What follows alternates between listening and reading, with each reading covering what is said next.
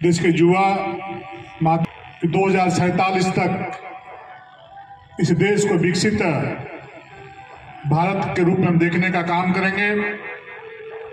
बहुत तेजी के साथ इस दिशा में कार्य हो रहा है। जो पंडित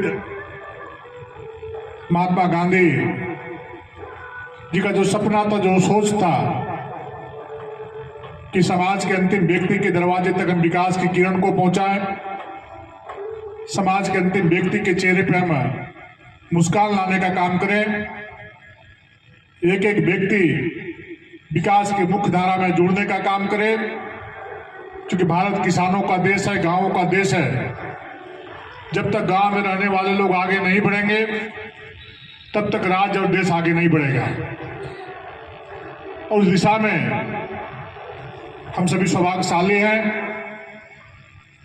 कि आज प्रत्येक गांव का प्रत्येक व्यक्ति मुख्य धारा से जुड़ चुका है और सरकार की तरफ से जो योजनाएं चल रही हैं आज अंतिम व्यक्ति के दरवाजे तक पहुंचाने की दिशा में सरकार कृत संपर्क है, काम करने का काम कर रही है।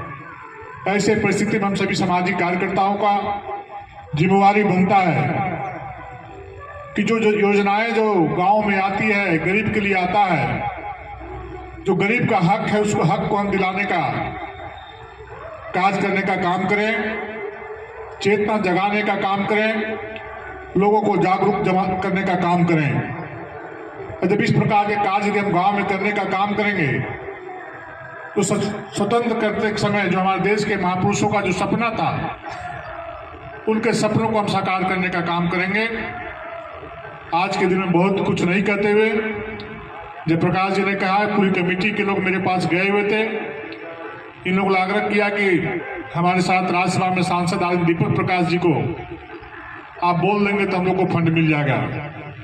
हमने तुरंत दीपक भैया से बात किया, उन्होंने कहा कि आदित्य जी कल भेज दीजिए। मैं समझता हूँ कि लोग तुरंत दूसरे दिन चन्नू जी बिरजू जी और गए और दीपक प्रकाश जी ने मुझे फोन करके तुरंत बतलाया कि आदित्य जी आपके कहने पर सरस्वती शिशु विद्या मंदिर को 14,50,000 रुपया अनुशंसा करने का काम किया हूँ। बहुत जल्दी इस विद्यालय के प्रांगण में जिस प्रकार से मैं अपना पैसा दिया था सुंदर सा भवन बनाने का काम किया है और ये विद्यालय अपने आप में एक उदाहरण प्रस्तुत किया है। लगभग 1.5 लाख से ऊपर जो पैसे बचे हैं काम करने के बाद तो विद्यालय के विकास में ही